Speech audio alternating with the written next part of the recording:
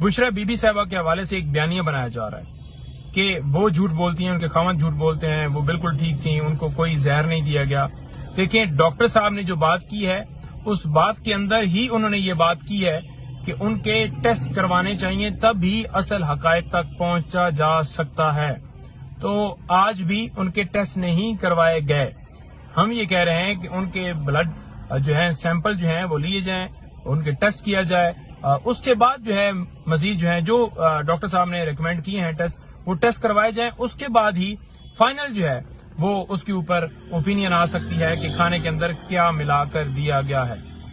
دوسری بات یہ کہ خان صاحب کے حوالے سے بھی میں آپ کو بتا دوں کہ جب خان صاحب سے ملاقات ہوئی تھی تو اس کے بعد ہم نے ایک پٹیشن جو ہے دائر کی تھی. گھر والوں کی طرف سے ایک ریکمنڈیشن تھی کہ اس کے حوالے سے ضرور پٹیشن دائر کریں کہ جان کے خطرات ہیں.